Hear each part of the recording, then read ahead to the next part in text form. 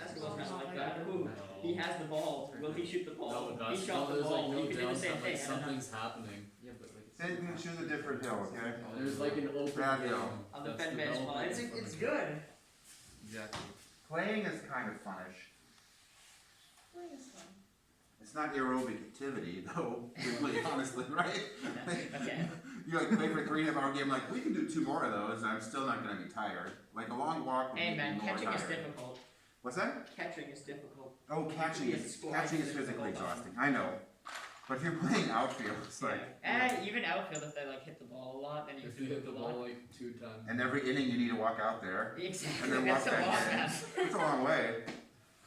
Okay, I'm gonna make this F disappear for you. We're doing fluid mechanics today, review. Fluid has all the words for build except for V. I mean, all the letters. So, what do we need to know?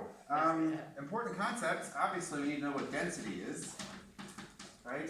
Density is mass per volume, that's important to remember. Seems kind of dumb, but yeah. Symbols, R equals M per V, we can do that. We have to know what pressure is. Pressure is force per area, so P is equal to F divided by A. Those are new concepts introduced. The first place we see those is in the case of hydrostatic pressure. We have a container filled with water, for example. It could be, of course, be a different fluid. Wow, I'm really bringing a lot of shock here. So, and we look at this at any depth. For example, on the bottom, that'd be a good place to look, but you don't have to look there. We could look somewhere else. Let's look somewhere else. That makes actually more sense to just thought I'd get mine out. So, oh yeah, let's do this actually. That's a good idea. So we're gonna put an object in there. Yeah, let's go right there. That's good. Let's say we have some kind of object here that's in there, and we want to, it's made up of something heavy, dense. What we mean by heavy in this context. So let's say we're holding it by a string. There's my weird looking hand. I've got a string holding this thing. Now, the water obviously exerts pressure on this thing, no surprise there. And the pressure it exerts on this thing depends on the depth here. So the top of this thing experiences a certain amount of pressure based on this depth. This depth, for some reason, we label H. That's what we do. Height. It's like, I know, but it seemed like D seems more Yeah, logical. but that could but- also be like distance and then It distance. is, so we're gonna call this H. And of course, it matters what kind of liquid this is, and it matters where we're doing this. Right? Atmosphere. So Earth, oh, that's another step. So Earth obviously would be different from Mars, because on Mars, water would have less gravitational pull acting on it, so the water pushes down on it basically. That's the idea about hydrostatic pressure. So we have here hydrostatic pressure being built up at that point, and the hydrostatic pressure is rho g h. It depends on the density of the fluid you're in, the gravitational acceleration of that situation, and the amount of water or fluid that's above you. Now, Finn raises a good question. This is the pressure that's due to the water above it. So therefore, that is only the additional pressure to the pressure acting on the top of this thing, which of course would be atmospheric pressure. So let's, hey, colors, yay, green, no green, blue, got it. Ooh, raspberry, I used that already, purple, not very visible. Orange, yes. So we have here atmospheric pressure pressing down on this thing, yeah? So there's atmospheric pressure pressing down, but we could use some other method to also apply pressure to the top of this liquid, so we could have a piston on top of this, make this into a hydraulic system, for example. So whatever pressure is pressing up here would add to the pressure, of course, down here. The pressure on this box is the pressure atmospheric plus the pressure of the water sitting on top of it. So when we label this, we should really more precisely label this as the hydrostatic gauge pressure. So hydrostatic gauge pressure, and just to explain that, gauge pressure is the P absolute is equal to Pg plus atmospheric pressure. So basically Pg is the difference between the absolute pressure and the atmospheric pressure. So you added at the top is for the subscript, so Did I the, spell gauge correctly? yeah. I was Yeah. really Yeah. insecure about For that. the Yeah. pressure you said Is basically, UA? Yeah, I think it's AG. No, that's right. Is it what's the Oh, it's HS fine. again? So the subscript. Hydrostatic gauge pressure. Okay, okay. Gauge pressure here at this point is created by the liquid above. Okay. Capisci Pash? So it's the pressure without atmosphere. Well, Correct. So, and that's the only thing that really matters, right? Because gauge pressure, like if you're inflating your car, right? What matters for how much pressure is in the tires is not how much absolute pressure it is, but how much more pressure there is than the atmosphere, right? So when you like an idiot, tear your, valve out of your tire, which I did, and the air rushes out of your tire, and you're like, wow, I'm not going anywhere for a while. The air rushes out because the pressure is higher in the tire right then than outside, and then of course that pressure equalized by air rushing out. So, and higher of course meant by a certain amount, and then how much is higher? We call that gauge pressure. That plastic cap was stuck on top of it, and I tried to wrench it off, and then I wrenched off the whole thing, and I tore the whole thing out. And then, when it's stuck, it's stuck. You know what I mean? It was stuck. Don't use a wrench for that. It's a bad idea. Okay, pliers, whatever. Sadness. Okay, cool. Got it?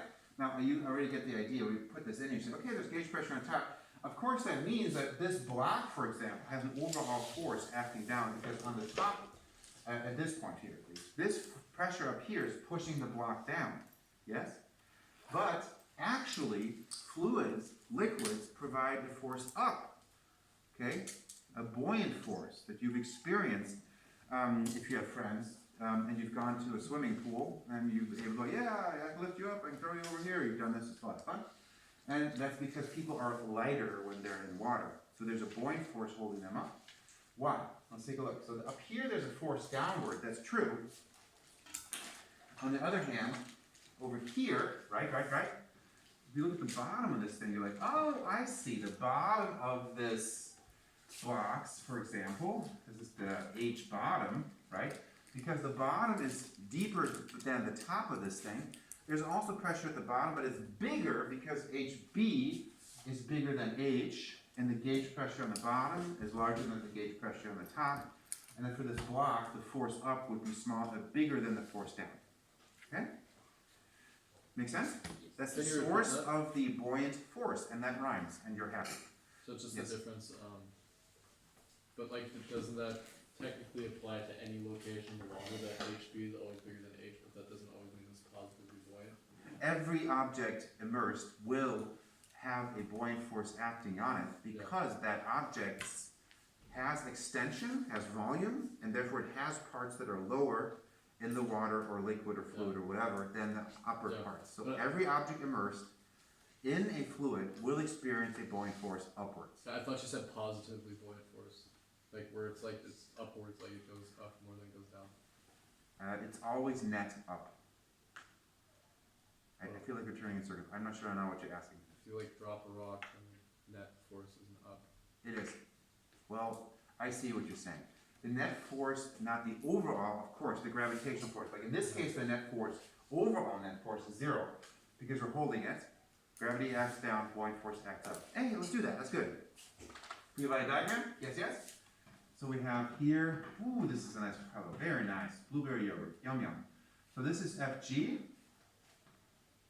Yeah, downwards. And then we have two forces acting up. We have the tension force of the string. And then we have FB. And then together forever. Okay. Is that right, Gasly? Okay. FB up, FT up, FG down, and they balance out. So you're right, the net force, of course, what I meant was the net force of all the pressure forces. The net pressure force is always up. The buoyant force which is the net pressure force acting on the object due to all the fluid around it, is always positive. And Okay. always up. Okay? And it doesn't matter what exactly you're doing or how, whatever. That force is always up. So the air is exerting a buoyant force on me up. Right now. On you too. All of us. Each of us. Small, but it is there. Okay, so let's write down that. Hydrostatic gauge pressure. Then let's go buoyant force. We have an equation for that. So buoyant force, that's a lot of vowels in a row. Buoyant force. The buoyant force in words is equal to, this is Archimedes' principle, also known as what Archimedes' principle says. Archimedes' principle.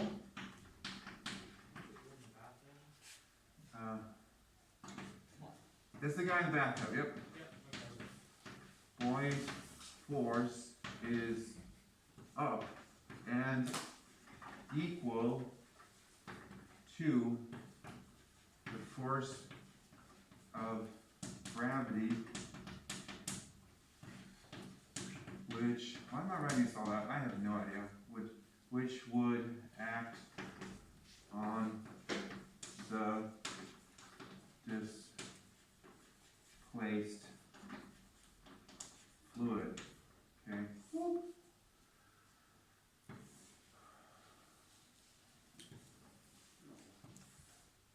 Okay, so key things here are it's up and it's equal to the force of gravity that would be exerted if that fluid was there, that it's displacing.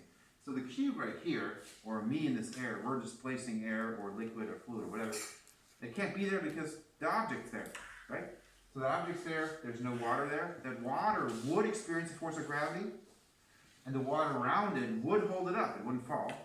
So therefore, the buoyant force is equal to the force of gravity that would act on the displaced fluid. But that's also plus tension, isn't it? In this case, So it wouldn't the always. tension wouldn't be necessary if our block was made of the liquid. Oh. So we have here a okay. steel block hanging in here, or aluminum block, or a rock block, whatever. Rock block, that's weird. Okay, something denser than water that would sink because it's denser than water.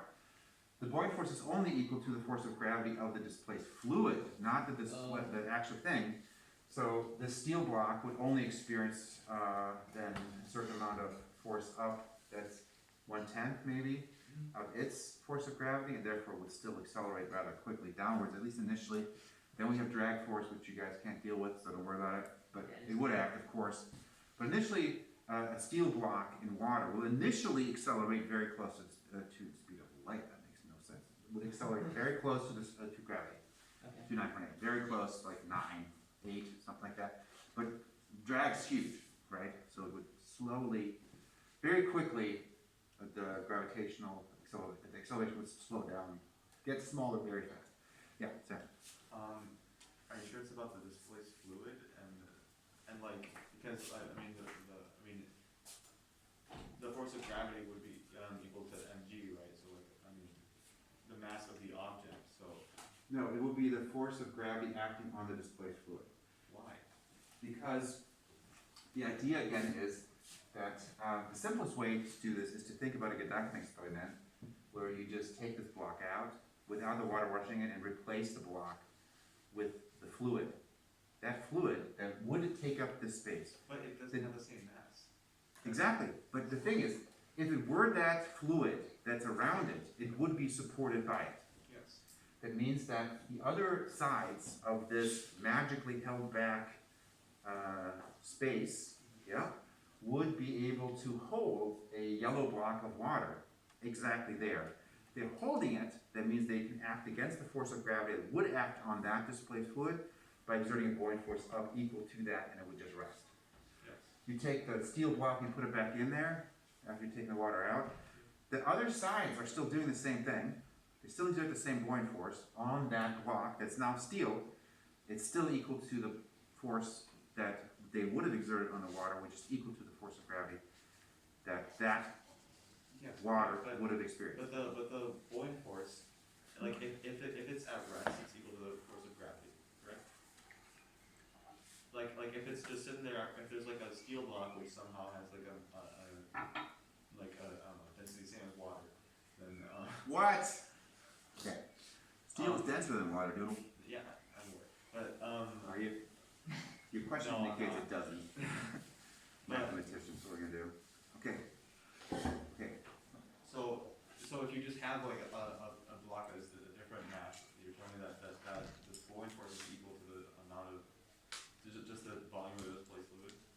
Or would it be equal to? Correct. Yeah, we can write it out. Maybe the equation will help you. I have a feeling it will. So let's put the equation over here. So the buoyant force is equal to the rho of the fluid. This is important because you guys tend to screw that up. It's not the rho of the block or something.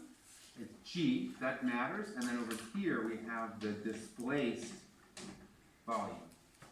Okay? So the density of the fluid times G times the volume displaced. You're like, oh, how, what's, where? Oh, okay. Rho times V, that's the mass of the displaced fluid.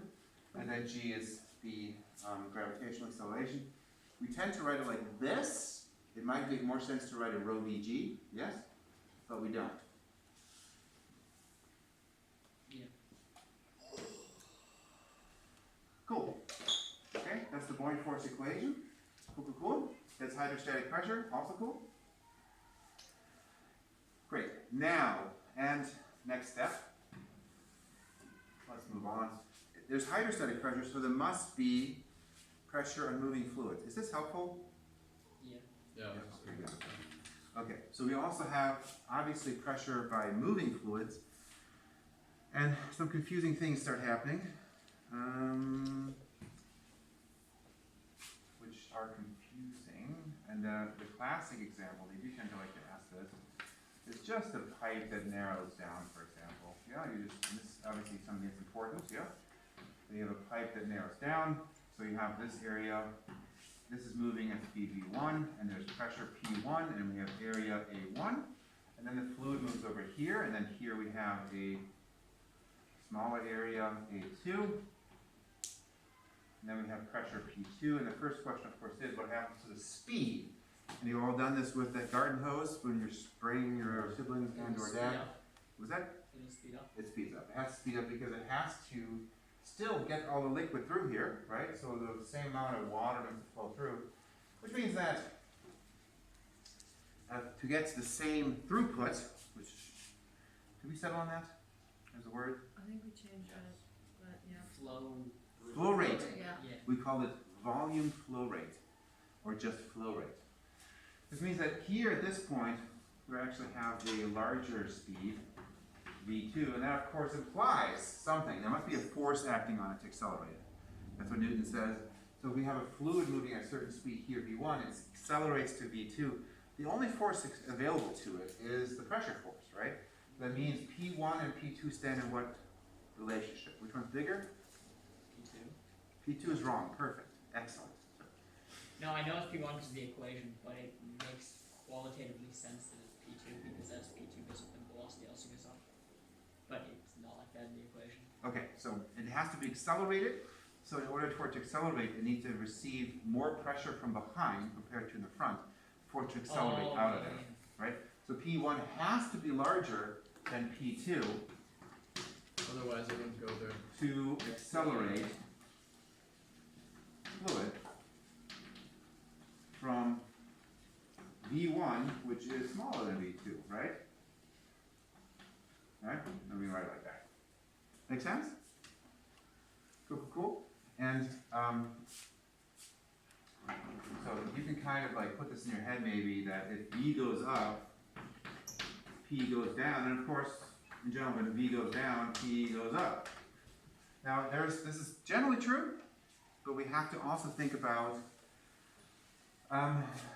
other situations where it's not perfectly horizontal. So this is just horizontal, and then you're like, oh, okay.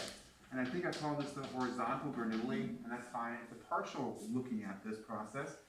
But we can also make our fluid accelerate or change direction. And that's not unrealistic. So you might have a building that you're constructing as an architect. And you have a big pipe here. And we're going to now make it go up slope as well. Like that. And up here, it's going to travel in this direction. Not weird, just makes sense. So we have A1 down here now, and we have A2 up here. A2, it's moving at speed V1. We have pressure P1. And we have up here pressure P2. So first thing we need to answer is what happens to the speed? It's the same situation as there, right? Flow rate stays the same, area becomes smaller, speed must go up. Makes sense, right? So we have a certain speed down here, we have a larger speed up here, V2. Bigger speed. Now the question happens for P2, what's going on here? So P1 has to be greater than P2 in order to accelerate it, correct? But there's a second reason why P1 has to be greater. Why does P1 have to be greater as well? Unless like beat gravity. It has to lift it. Yeah, exactly. So it's doing two things here. P1 is a force that's accelerating it, but it's also doing work to give it potential energy, in this case, to lift it up. Okay? So P1 has to be greater again than P2 to accelerate and lift. So, and that of course means that you can have situations, if you set it up differently, where you could actually lift something, but increase pressure, right? Because we could go the other direction, because there's now three variables connected. We can put this together in the full Bernoulli, and the full Bernoulli says this, that P1 plus rho Gy1 plus 1/2 rho V1 squared equals P2 plus rho Gy2 plus 1/2 rho V2 squared. And that's really scary, that equation, and just to explain what things mean. So normally when we set this up, we set it up like this, say, okay, we say y1 equals 0 maybe, and this is y2, which is greater than 0, right? A certain height up. So we have three variables related at each location: pressure, vertical location, and speed. Okay? We can think of these as force that does work, gravitational potential energy, and kinetic energy, but they're densities. Okay? This is kind of like a force density or a work density. Best is the work density. Work density, gravitational potential energy density, and kinetic energy density. Because it's a fluid, right? But it is a restatement of conservation of energy. Okay, if that doesn't make much, but you should know that. They like asking that question. Is this a restatement of the conservation of energy? Yes. There you go. You got the points. Good job. They ask it the other way around, generally. Like the Bernoulli's equation is, and they have like different options. Restatement of the conservation momentum for fluids or conservation of energy. You can like put in a good word with the people at the test, just like talking this way. For the multiple choice questions, they give you credit. Maybe. I don't know. Instead of uploading something, you just put a little nice message. Exactly. I love how you overestimate my influence. I appreciate that. Feel special. Okay, cool. So this is the full Bernoulli, and it's really scary. So there's 6 variables related through one equation, and then we have only really one other equation, right? The other equation we already applied, which was the equation of continuity. So this is Bernoulli. And then we have the equation of continuity, which is also known as the flow rate conservation law, if you want to call it that. So the A1 V1 equals A2 V2. We had that already. We said that flow rate is conserved. But not super helpful because you're introducing really, more variables, right? Like we had one equation with 6 variables, and now we have 2 equations with 8 variables. It's not really an improvement unless we know some of those. Then it is an improvement. Okay? So if they tell us A1 and A2, then this equation does not introduce any more variables. That's the only way this helps us. How would we do this where the pressure, like P2 would be greater than P1? Sure, so if you set it up differently, instead of going from big to small, you could also go from small, which is kind of weird, like what? So if you set up like this, right, and you go up here, right? So there we go. Okay, and then you're like, okay, that's interesting. So we have now here a certain smaller area, V1. It's going at a speed V1, right? That means up here, because the area is bigger, it's now slowed down. So everything is cool. It looks like it's cool, but it could go one way or another. Because we expect it to slow down, but how much did it slow down? Right? It might have slowed down too much.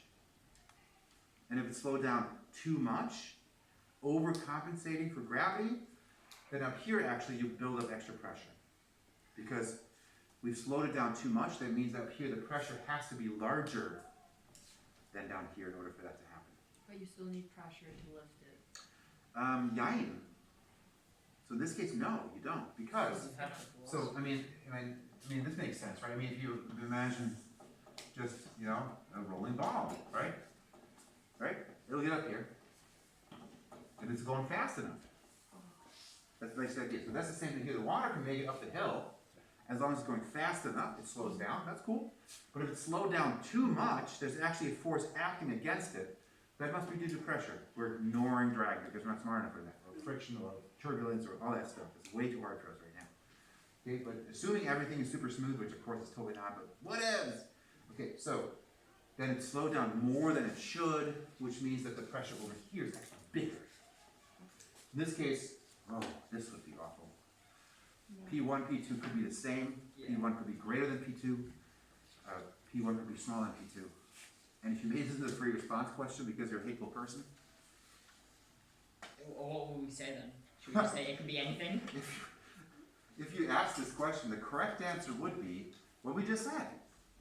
There's Yeah. not enough information to indicate whether P1 or P2 are bigger, because V2 is smaller than V1, but we're not sure if V2 is the, like Goldilocks thing, right? If they If give it's us- just right, if it's just the right speed, indicating that the gravitational potential energy change and the kinetic energy change are equal to each other, then the pressure has not changed. However, if it ends up going faster at the top, that means we have actually P1 greater than P2, and if it goes slower than it should, then P1 is smaller than P2. So all three possibilities are possible, and not for your sake, but for our own sake, we will not give you that call. I'm going to predict that, Yeah, because I we mean, would have to it's grade it. We don't care if we fail. I mean, I'm exaggerating, right? But you can just imagine the bloodbath that would be That on the would be paper bad. at that point, and you're like, I can't believe I have to look at 3,000 of these. Do you actually have to look at that many tests? Yeah, Jesus. yeah, there are. Wait, like alone though. Well, it's a system. It's a factory system. There are Damn. 300 readers. There are a million Oh. million exams. What? And you only do one problem? No, you actually do more than 3,000 then, right? I don't even want to think about exams. It's not really Yeah. scary actually. But it's also like a paid vacation kind of. Vacation's a strong word. Yeah. Okay. We work pretty much 10 days straight. That's fun. That's like 300 tests a day. That's just what we do, But like Yeah. the whole months at a time. So But then how long does What's it he take? talking about? How long does it School. take to grade Oh, one school! test? Yeah. Don't even. School's not work. That's not even, no, it's not. School's awesome, right? Because you get to learn stuff? yeah. That's cool. Yeah, I'd love to go to school, yes. Yeah. No, you make I mean, I me- do go I to could school, teach but physics to if you're on teach. the Switch. What's that? I said I could teach physics if you're on the Switch. Okay. I don't think I teach it well. But I could definitely teach it. Hey guys, fluids. 11th grader murdered by AP physics class for lack of quality of physics teaching. No, it's okay. I They can don't see get the classes on headlines. the test. Build reporting. Okay, cool. We have Bernoulli, we have hydrostatic pressure, we have gauge pressure introduced, we introduced density, we introduced Bernoulli, we did introduce Archimedes, Buoyant Force, pressures introduced. Gauge pressure is a really important concept that trips you guys up oftentimes. Just be aware that, like if they ask for the absolute pressure or the gauge pressure, okay, what they're asking for, okay? What's the absolute pressure on the window of the submarine? It's including atmosphere. Including the atmosphere pressure, correct. That's correct.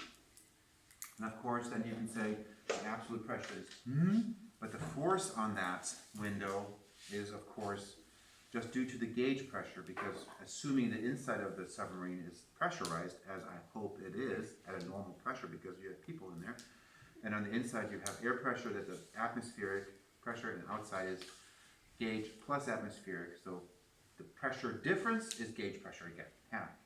So for the rho GH, gauge pressure, hydrostatic gauge pressure equation, the rho is the rho of the fluid or the rho of the... Row of the fluid.